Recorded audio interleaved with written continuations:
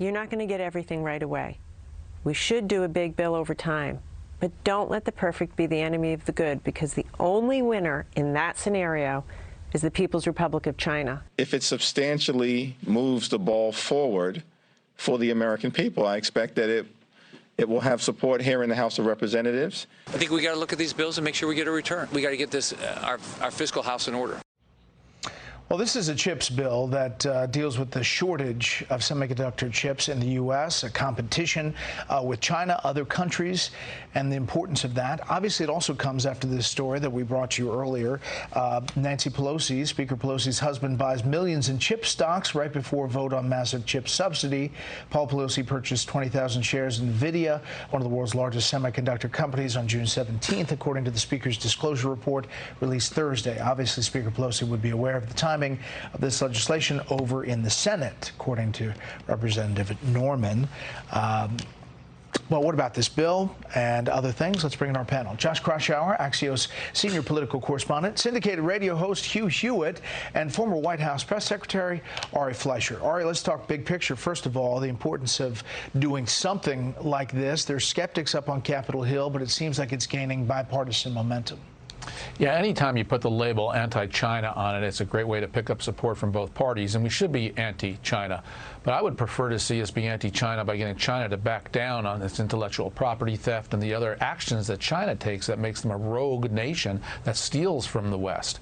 I'm not sure that providing corporate subsidies, which is really what this is the solution. I always worried when Washington's solution is to spend billions and just give it to corporations because it's the chosen industry of the week or the month or the year. It's gotten us into trouble before. It's going to be wasteful, and then the market's correct, and we've already spent the billions. So I understand the impetus, but I'm not sure about the substance. Fair enough. You thoughts about that? And the proponents, obviously, of this bill say something is needed to jumpstart this industry to bring it back to the U.S. Rare is the day, Brett, that I disagree with Ari, but today is one of those days. We need four things in the United States: clean water, clean air, good food, and semiconductor chips. We used to make 37% of the chips in the world. That was as recently as 1990. We're down to 12%. The 54 billion in chips plus, and there might be another 24 billion. The 54 billion is subsidy. The 24 billion is tax credit. They go to manufacturing plants like the new one announced in Ohio. There's a new one in Arizona. Both of those are from Intel.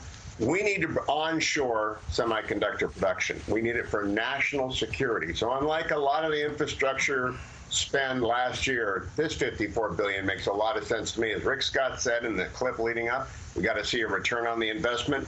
This one will see fabrication plants in places like Ohio because of Mike DeWine's effort. You know, Josh, a lot of people don't follow the intricacies of what's in bills, including this one, and you know, what's good, what's bad. They leave it to lawmakers to make those cases, but they do follow something like Nancy Pelosi's husband making a big stock buy. Now she's going reportedly to Taiwan. Don't know if she's going to be talking about semiconductors, but that story kind of bleeds through in the middle of all of this.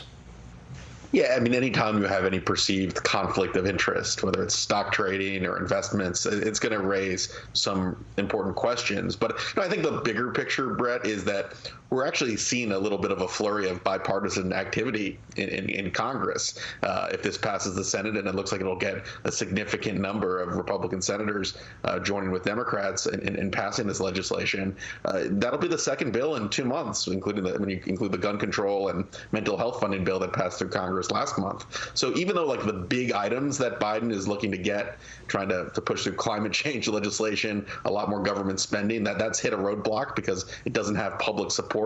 Some of these small bills, like Hugh said, increasing the competitiveness of our domestic semiconductor industry, helping out Intel, these are things that have wide political support and look like they are getting bipartisan backing in Congress. Yeah, we'll follow it. It might be a small bill that's just on strictly the chips, or it might include some other things. We'll see about the vote tonight. Ari, the fallout from the president's trip overseas, Wall Street Journal, Biden's Saudi Arabia visit was worse than an embarrassment. The trip was worse than a missed opportunity. It damaged U.S. security interests in the Middle East by highlighting the world that neither Saudi Arabia nor other Gulf states trust the U.S. enough to make any sacrifices to renew badly frayed relations. relations. In a speech to Arab leaders, the president proclaimed, "We will not walk away and leave a vacuum to be filled by China, Russia, or Iran." That fell on doubting ears from a man they watched walk away from Afghanistan. Thoughts? Yeah, and the ostensible purpose of it was to get the Saudis to pump more oil, and that doesn't seem to be happening. You would have thought if that was happening, it would be heralded. The Biden administration would proudly announce it. And as for advancing peace through the Middle East, I think that really is now beyond the United States. It's going to be up to Israel and Saudi to deal with each other, and they seem to be content to have those quiet conversations. They'll figure it out at their own pace. So I don't know what was accomplished other than the fist bump, which I've got to say, if you're going to go and shake the man's hand. If you're not going to go, stand on principle and say you won't go. This compromised fist bump, it was, forgive the expression, but it was ham-handed. It's not how you handle things.